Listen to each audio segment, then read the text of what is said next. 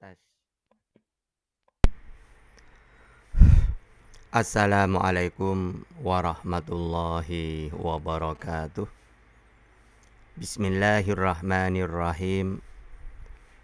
Tabarakalladzi nazzalal furqan ala abdihi liyakuna lil alamina nazira.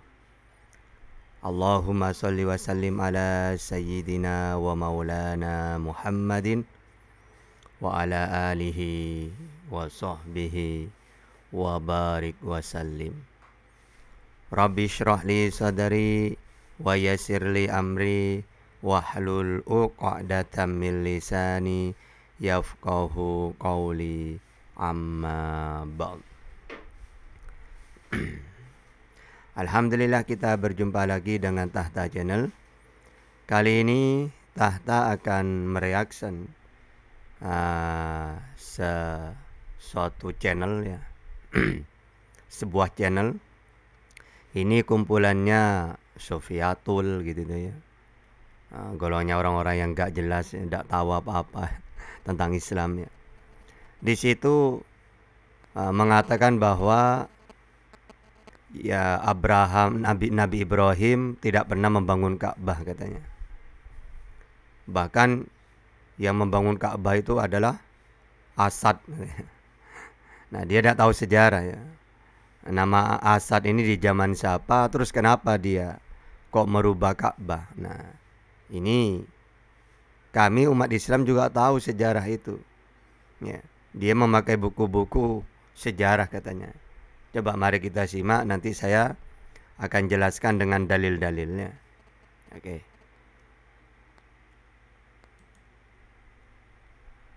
Ya. Karena ini data menghancurkan iman mereka sendiri. Dan kejang-kejang mereka. Kita baca transkripnya. Nanti saya akan jabarkan yang panjang buku ini. Abu Karb. Dia juga dipanggil sebagai Abu Karb As'ad. Dan ia memerintah Yaman dari tahun 410 sampai 435 Masehi. Ya. Fakta yang diakui ahli sejarah Islam bahwa Asad Abu Karb adalah penguasa pertama dalam sejarah yang mendandani Ka'bah. Jadi inilah orang yang membangun Ka'bah. Coba ya saudara-saudariku ya. Wong dia, saya juga tahu sejarah itu. Itu memperbaiki, merubah. Ya, merubah itu bukan membangun. Memang dulu ketika ditinggal Ibrahim, Ismail, Bani Jurhum, ini ratusan tahun ya, bahkan ribuan tahun. Itu nanti ada Bani Huza'ah gitu ya. Bahkan sebelum Nabi Muhammad diutus, itu apa? Orang-orang yang merusak Bani Huza'ah ini membawa berhala dari Yaman, lalu dibawa ke Ka'bah.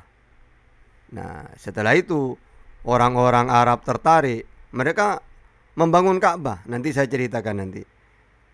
Membangun berhala-berhala di sekitar Ka'bah. Bahkan Ka'bah itu diperbaiki oleh mereka.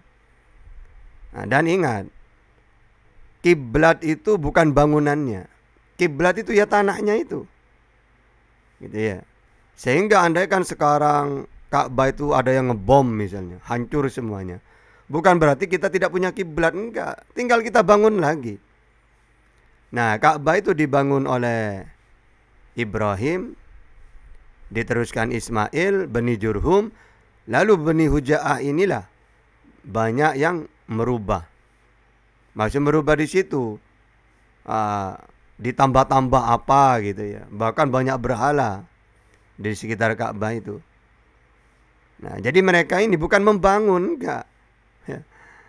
Mereka itu meletakkan berhala-berhala gitu itu. Nah, nanti saya ceritakan Bani Huza'ah yang mana saat itu pemimpinnya adalah di Arab itu adalah Amr bin Lu'ay. Maka inilah yang membawa ajaran pagan penyembah berhala ke Mekah, sehingga orang-orang Quraisy tertarik gitu ya. Jadi ini bukan bukan yang membangun, bukan ya. Ka'bah itu sebelum Bani Huza'ah, sebelum ada As'ad ini ya, Asad ini. Ini sudah ada dari sebelum jauh-jauh sudah ada, karena yang bangun Nabi Ibrahim gitu loh ya. Tapi ini orang tidak tahu ya. Nah, oke, lanjut. Bukan Ismail, bukan Ibrahim. Ya. Pada tahun 410 sampai 435 Masehi. Jauh dari zaman Abraham. Sangat jauh. Abraham hidup di sebelum Masehi. Jadi Ka'bah dan Mekah itu ada di 410 sampai 435 Masehi yang diciptakan oleh orang Yaman. Ya.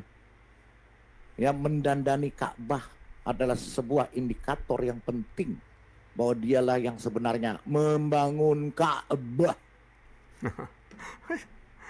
Mau diterima ini sama mereka? Tipu-tipu. Nggak akan mau, hancur Nggak Quran. paham.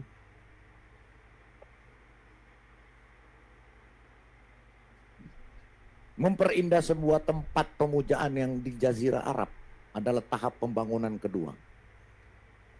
Bukan kata saya ya, ini kata Rafat Amari. Bukunya ada, silakan di-download. Mau dibeli juga bukunya ada. Ya. Siapa yang membangun Ka'bah? Kita baca sama-sama ini. Silakan. Kalau ada yang mau baca, moderator silakan bacakan. Kalau dibilang saya yang bacakan nanti mengada-ada katanya. Silakan. Ya. Dia juga dipanggil sebagai Abu Ka'b As-Sa'id dan ia memerintah Yaman dari tahun 400 sampai 435 Masehi. Fakta yang diakui ahli sejarah Islam bahwa Asad Abu Ka'b adalah penguasa pertama dalam sejarah yang mendandani Ka'bah. Ya, Pak. Yang mendandani Ka'bah. Jadi Ka'bah itu sudah ada. Dandani itu apa? Memperbaiki gitu loh ya. Bukan membangun. Dandani itu apa? Ibaratkan mereka itu kalau sekarang itu ada bangunan kuno misalnya, diperbaiki gitu ya, biar lebih indah gitu itu ya. Ditambah apa, dikasih apa, mungkin dikasih rumput-rumput gitu itu. Sesuai keinginan mereka gitu loh. Bukan membangun. Tadi kan mengatakan jadi yang membangun itu bukan Ibrahim dan Ismail, tapi Asad. Ya, tapi dia baca yang mendandani. Mendandani itu bukan membangun, memperbaiki, merubah ya, sesuai dengan apa diletakkan apa oleh mereka, berhala-berhala. Makanya di zamannya Rasulullah dihancurkan semua itu. Ya, yang mereka buat itu dikembalikan lagi seperti semula gitu loh, ya. Adalah sebuah indikator yang penting bahwa dialah orang yang sebenarnya membangun Ka'bah. Paham ya? Jelas ya?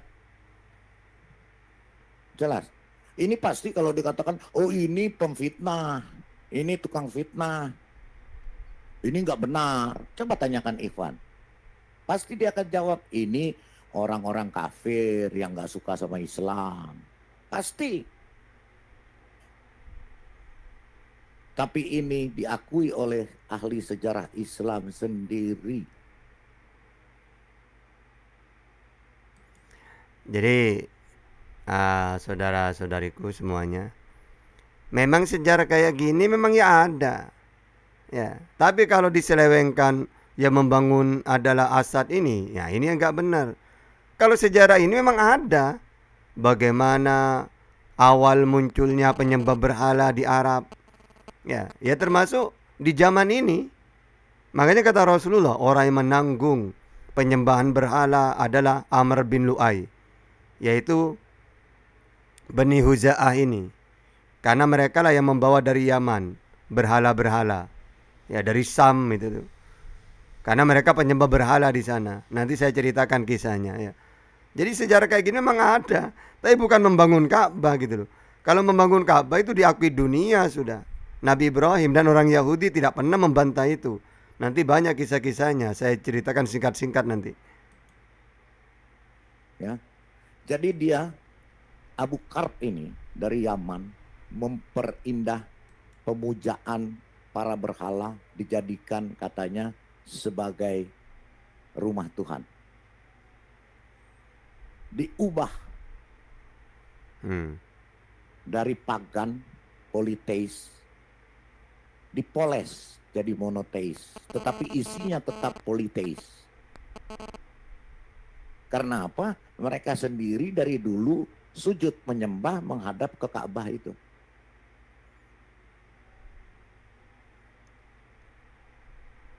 Kemudian yang dikatakan monoteis sekarang menyembah ke arah Ka'bah, ketika ditanya kenapa harus menghadap ke sana? Oh, itu kan untuk persatuan umat. Oh, seluruh dunia sama. Jadi untuk mendandani ini banyak terminologi, banyak banyak bedak yang harus dipakai untuk mendandani ini jadi monoteis. Ya. Memperindah sebuah tempat pemujaan di Jazirah Arab, pemujaan maksudnya pemujaan berhala, adalah tahap pembangunan kedua. Hal ini termasuk penyelesaian dekorasi dinding bagian dalam, pemasangan karpet pada dinding-dinding dan lantai, dan menambah tekstur dan benda-benda yang berkaitan. Nah itu kan ya. Jadi bukan membangun mereka itu. Bahkan mereka memberi di sekitar Ka'bah, dikasih berhala-berhala gitu loh. Memang sejarah kayak gitu ada memang. Ya, mereka lah ini yang merusak, termasuk haji. Dulu orang Arab itu berpakaian biasa, rapi kalau haji. Lalu gara-gara Bani Huza'ah itu juga ada haji yang telanjang. Nanti saya ceritakan nanti. Ya. Dia tidak tahu, cuma baca langsung disampaikan orang ini ya. Dengan bermacam-macam bagian dari bagian bangunan. Ya. Orang-orang yang katanya monoteisme dan tauhid tidak akan mau berdoa ketika itu masih berbentuk pemujaan berhala. Jadi harus dipoles. Baru mereka mau. Ya. Ini sejarahnya. Ya. Kemudian kita baca lagi. Ya. Di sini tadi Asad Abu Karb mengambil buruh dari AZ ya untuk membangun dinding bagian dalam Ka'bah. AZ adalah sebuah suku dari Yaman. Orang-orang hitam ini Yaman. Ya. Makanya ada hadis Rasulullah Muhammad ditunggangi oleh 4 orang hitam. AZ adalah sebuah suku dari Yaman pada saat yang sama dengan kedatangan suku Huza'ah. Nah itu kan ya, di masa suku Huza'ah. Oke, akan saya jelaskan sudah ya kisah dari awal ya. Jadi gini. Yang jelas nanti saya kasih dalil-dalil pakai Al-Quran. Bagaimana ketika Rasulullah ditanya oleh orang Yahudi. Ya, mulai kiblat, siapa yang membangun, lalu kenapa dia kok menjadi keturunannya Ibrahim, gimana kisahnya. Ya. Nah, pertama tentang Ka'bah dulu. Jadi Ka'bah itu dibangun oleh Nabi Ibrahim. Ya. Nah, nanti saya kasih dalilnya. Lalu diteruskan putranya Ismail. Lalu diteruskan Bani Jurhum. Setelah itu diteruskan Bani Huza'ah. Ya. Nah, sebelum Bani Huza'ah ini, ya mereka itu haji ya biasa hajinya, tawaf gitu tuh. Tawafnya itu biasa, pakaian rapi. Nah, dan mereka tidak pernah menyembah berhala. Ya mereka mentuhankan Allah. Ingat, mereka tetap mentuhankan Allah, tauhid. Juga tawafnya berpakaian Gitu ya. Nah, lalu ketika di Bani Huza'ah, termasuk nanti bersamaan kan tadi dikatakan As'ad itu ya, As'ad itu. Nah, Bani Huza'ah ini dipimpin oleh penguasa lah. Bani Huza'ah itu ya pemimpinnya adalah, dan dia kaya, baik, dermawan, adalah Amr bin Lu'ay. Suatu ketika Amr bin Lu'ay ini pergi ke Yaman atau ke Sam juga ya, pernah. Lalu di sana banyak penyembah berhala. Akhirnya Amr bin Lu'ay ini heran. Bukan hanya heran, bertanya lalu tertarik. Amr bin Lu'ay mengatakan kepada orang-orang penyembah berhala di sana. Bahkan nama kotanya itu Amalek namanya. Lalu Amr bin Lu'ay bertanya, "Loh, kalian ini kok menyembah ke berhala ini?" Lalu apa jawaban mereka? "Oh iya, inilah Tuhan kami. Kalau kami minta apapun dikabulkan. Berdoa dikabulkan." Akhirnya setelah bincang-bincang lama, ketika Amr bin Lu'ay ini mau pulang, dihadiahin berhala. Tertarik. Karena memang udah diberitakan bahwa berhala ini sangat diagung-agungkan oleh orang sana. Sama dengan orang, kalau orang kan tidak mungkin percaya kepada sesuatu yang tidak ada bukti gitu. Mereka ini terbukti menurut mereka. Berdoa dikabulkan, minta apapun, ya kayak di film-film kuno itu. Kalau minta kan ke berhala, ya dikabulkan. Padahal dalam Islam itu gini, Allah itu Bismillahirrahmanirrahim, dengan menyebut nama Allah yang Maha Pengasih lagi Maha Penyayang. Allah itu Maha Pengasih di dunia. Orang tidak beragama pun, tidak punya Tuhan pun, Allah kasih sayang. Walaupun mereka tidak tahu Tuhan yang benar, tidak menyembah Allah. Sehingga mereka kalau berdoa ke apapun, menurut keyakinan mereka, dikabulkan oleh Allah. Makanya ana inda doni abdi bi ya gitu. Mereka yakin minta ke berhala ini dikabulkan, dikira berhala itu. Padahal tidak ada sesuatu yang tidak ada yang di luar kehendak Allah, gak ada. Semuanya kehendak Allah semua. Akhirnya Amr bin Lu'ay ini tertarik. Akhirnya dia bawalah berhala ke Arab, ke Quraisy di Ka'bah sana. Lalu lama-lama karena dia orang yang berpengaruh, banyak orang tertarik. Iya, enak ya. Udah dikabulkan. Jadi kalau saya menyembah itu ada fisik. Nah, daripada dari dulu kan mereka pokoknya menghadap ke Ka'bah gitu. Ya, pokoknya Allah itu ya tidak tahu siapa gitu. Ya. Akhirnya mereka lebih tertarik ketika kita menyembah itu ada fisik-fisik. Ya. Bukan gaib. Jadi kalau saya mau menyembah misalnya, harus ada berhala di depannya gitu. Tertarik, akhirnya nyerempet kemana-mana. Orang-orang berlomba-lomba membuat berhala. Bahkan kalau orang kaya, berhalanya besar gitu. Ya. Kalau berlomba-lomba bangun sampai ratusan di Ka'bah itu, di sekeliling Ka'bah itu. Ya. Nah, lalu kayak yang kelompok-kelompok Asad tadi itu ya gitu, Ka'bah dirubah-rubah gitu. Bukan membangun, sudah ada.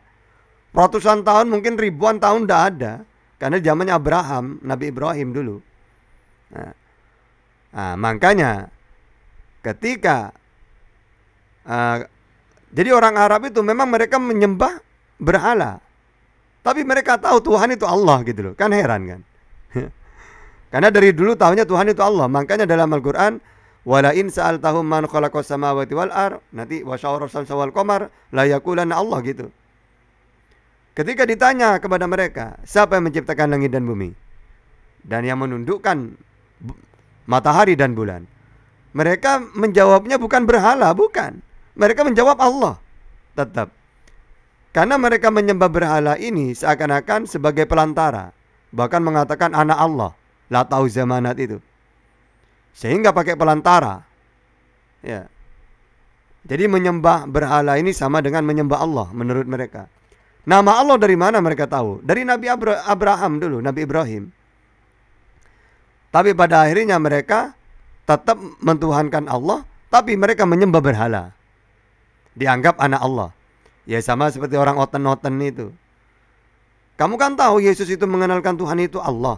Kenapa kamu mentuhankan Yesus? Iya, Yesus kan anaknya. Ibaratkan menyembah Yesus sama dengan menyembah Allah. Karena 3 pribadi, kan gitu. Ya sama dengan orang Arab dulu. Kenapa kamu tahu Tuhan itu Allah, kau menyembah berhala, Lata Uzza Manat? Ya karena ini anak Allah, pelantara. Sama dengan orang penyembah Yesus itu ya, gitu.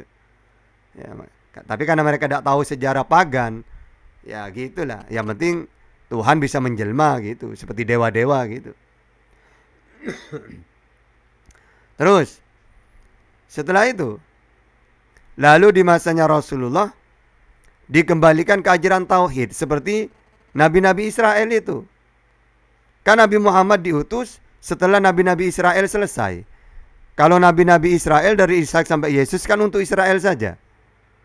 Nah saat itu orang Arab menyembah berhala. Di masa-masa Isa itu menyembah berhala masih di Arab. Nah, nabi-nabi Israel ketika diutus untuk Israel, maka bangsa Israel itu ditinggikan. Arab, karena Arab itu di masanya Bani Huza'ah, penyembah berhala, ya termasuk rendah Arab itu, karena penyembah berhala. Lalu setelah nabi-nabi Israel itu selesai, kemudian 600 tahun kemudian Allah mengutus Nabi Muhammad.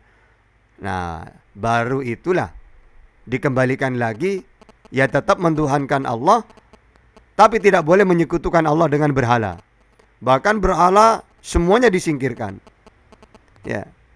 Begitu juga sebelum Nabi Muhammad itu diutus di Yasrib. Yasrib itu kota Madinah zaman dulu. Sebelum nama Madinah itu namanya Yasrib. Banyak orang Yahudi, ribuan bahkan, menunggu Rasulullah di Madinah. Karena mereka tahu dari kitab mereka bahwa akan ada nabi yang lahir di Mekah. Ya, hijrah ke Madinah. Bahkan kalau ada orang yang perang, mau orang Yahudi perang dengan orang-orang musuh-musuhnya, mereka berdoa, ya Allah, ya, bertawassul kepada Nabi Muhammad. Lalu orang-orang Yasrib itu selalu menang Yahudi itu, karena mereka berdoa kepada Allah dengan tawassul kepada Nabi Muhammad. Maksud tawassul itu, ya Allah, inilah negeri kekasihmu, ya utusanmu akhir zaman.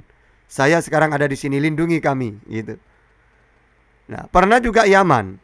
Raja Yaman ini ingin, karena ada utusannya, saudaranya pergi ke Madinah.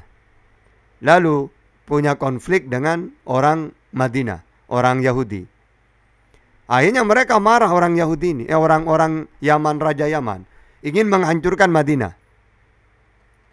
Lalu orang Yahudi mengatakan, wahai Raja Yaman, jangan kamu pernah menghancurkan negeri ini, kota ini.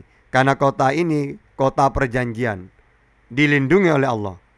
Kalau kamu menghancurkan ini, kamu tidak akan bisa, malah kamu sendiri yang hancur. Kok bisa? Iya, karena di sini adalah kota istimewa. Allah akan mengutus nabi yang hijrah ke sini sebentar lagi. Gitu. Terus lah, sekarang dari mana nabi itu? Dari Arab. Ya, di Quraisy. Di sekitar Ka'bah sana gitu. Loh, kenapa kalian tidak menjemputnya? Oh tidak, kami tidak bisa ke kota itu. Kenapa? Karena di kota itu ada bangunan istimewa yang dibangun oleh nenek moyang kami, yaitu Abraham. Loh, kenapa kalian tidak ke sana? Bukankah itu Ka'bah itu kalau memang dari nenek moyangnya kalian, kenapa kalian tidak lindungi? Oh, kami dicegah untuk ke sana. Apa yang mencegah kalian? Yaitu berhala-berhala yang ada di sana. Gitu. Kami tidak boleh kalau tempat ibadah ada patung gitu. Ya akhirnya mereka menetap terus di Yasrib, orang-orang rabi-rabi itu. Nah, bahkan apa? Pernah orang Raja Yaman itu membantu rabi ini menghancurkan Ka'bah gitu ya. Apa? Bangunan berhala, bahkan yang memberi kiswah ya, atau memberi kain hitam. Pertama kali ya Raja Yaman ini ingin memuliakan Ka'bah atas saran orang Yahudi, rabi Yahudi. Gitu ya. Lalu mereka akhirnya ya kembali lagi bangun berhala lagi. Karena saat itu Nabi Muhammad belum diutus gitu. Ya. Itu mungkin sebelum lahir pun Rasulullah sudah banyak di Yasrib menunggu. Sesuai apa yang diceritakan oleh Atha ibnu Yasar. Al-hadis Susani an Atha ibnu Yasar an Kabil Akhbar qala alamani abi Taurata ila syifra wa idan kana yakhtimuhu wa yudhilu sunduk. Falamma mata abi fatatuhu fi nanti akhir zaman gitu. Mauliduhu bi Makkah wa hijratuhu bil Madinah wa sultanuhu bisyam. Jadi dari Atha ibnu Yasar bahwa dia belajar Taurat kepada ayahnya. Lalu oleh ayahnya ada yang dirobek. Lalu kertas yang dirobek, lembaran Taurat yang dirobek itu ditaruh di peti. Falamma mata abi. Kemudian setelah ayahku meninggal, atau ini anaknya seorang rabi, ahli Taurat. Karena ayahnya meninggal, dia penasaran. Dulu ayah itu merobek Taurat, ditaruh di peti. Penasaran saya, apa isinya? Pas dibuka peti itu, lembaran dibaca, dalam Taurat itu terdapat mauliduhu bi Makkah wa hijratuhu bil Madinah wa sultanuhu bisyam. Akan ada nabi yang lahir di Mekah, hijrah ke Madinah, kekuasaannya meluas ke Syam. Hanya masuk Islam atau Ibnu Yasar ini, karena dalam Taurat ada seperti itu. Gitu ya. Nah, jadi Ka'bah itu bukan Asad-Asad ini yang bangun. Sejarahnya seperti itu. Bahkan di zamannya Rasulullah ketika diutus, ada orang Yahudi bertanya, Muhammad, ya ini gini, Rasulullah waktu pertama kali beliau itu diutus punya kewajiban sholat, pertama kali menerima perintah sholat, kiblatnya ke Baitul Maqdis selama 16 bulan. Ada yang mengatakan 17 bulan. Lalu Rasulullah pindah. Oleh Allah diperintah untuk pindah ke Ka'bah. Ya. Setelah turun surat Bismillahirrahmanirrahim. Ini di sini suratnya, qad nara taqalluba wajhika fis sama falanwalliyannaka qiblatan tardaha fawalli wajhaka syatral masjidil haram. Jadi apa di sini? Baru ayat ini Nabi diperintah untuk berkiblat ke Masjidil Haram, yaitu Ka'bah. Lalu banyak orang Yahudi kecewa. Kok pindah ya? Akhirnya ada yang bertanya, Muhammad, kenapa pindah kiblat? Wong enak-enak ke Baitul Maqdis, malah ke Ka'bah. Bukankah Baitul Maqdis itu adalah kiblat pertama? Akhirnya turun ayat untuk menjelaskan ke mereka bahwa apa yang mereka katakan itu salah. Yaitu yang mereka katakan kiblat pertama Baitul Maqdis. Padahal kiblat pertama itu adalah Ka'bah, karena Ka'bah dibangun oleh Abraham. Sedangkan Israel cucunya Abraham. Tidak mungkin kan lebih dulu cucunya daripada kakeknya, kan gitu. Ibaratkan gini, ada seorang ya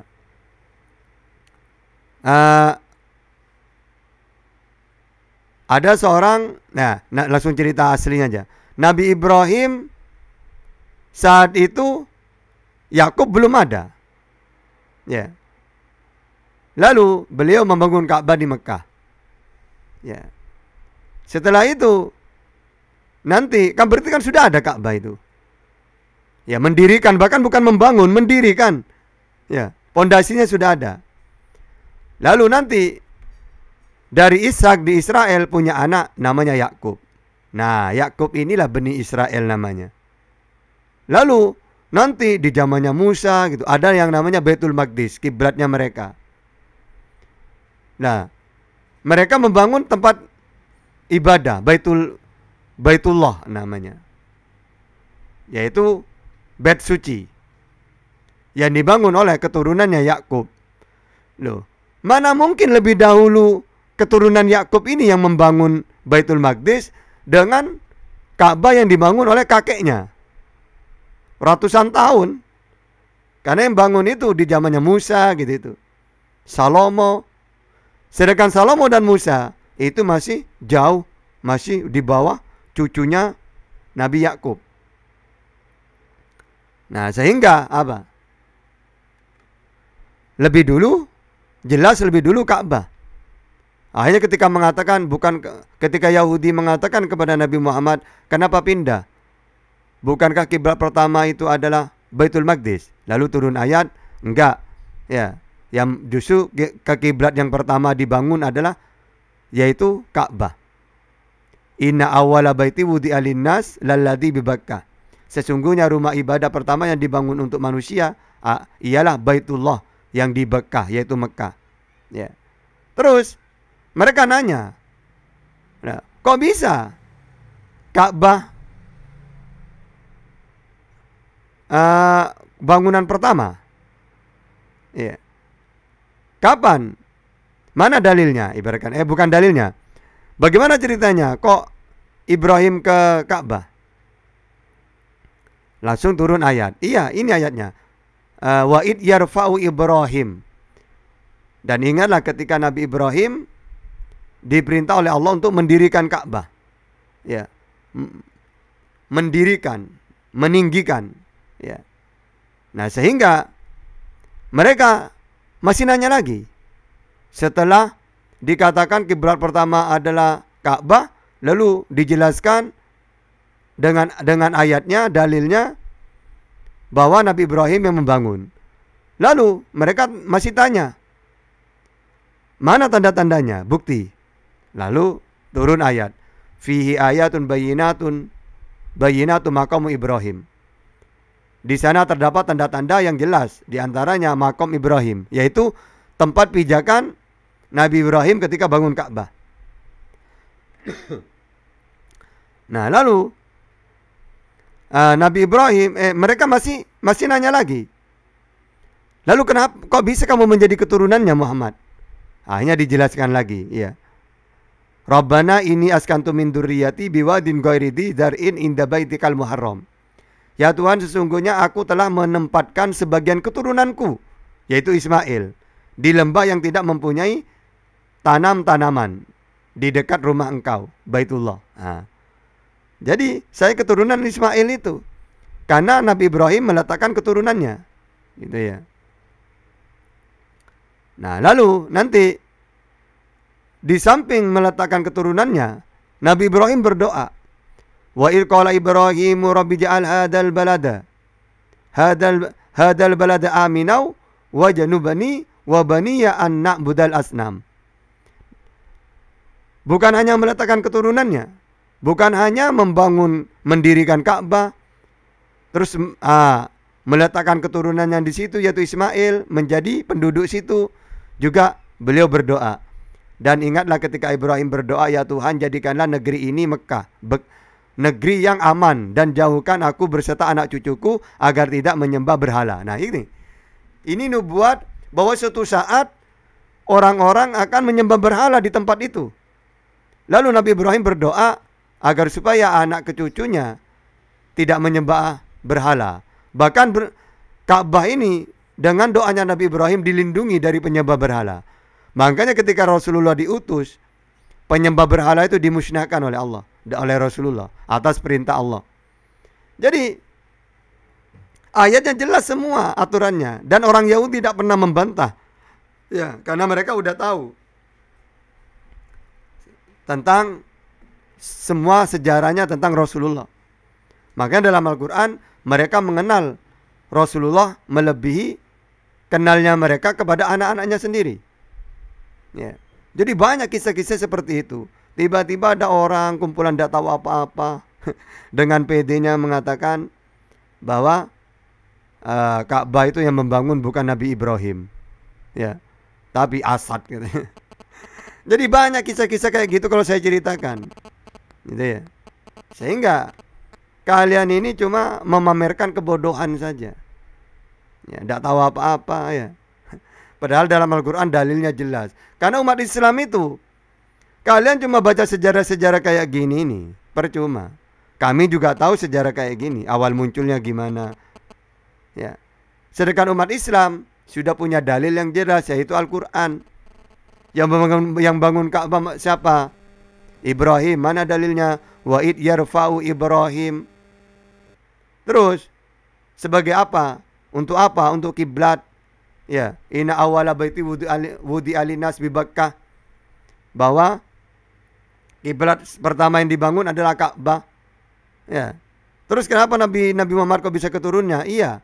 Ini askantu min dzurriyyati.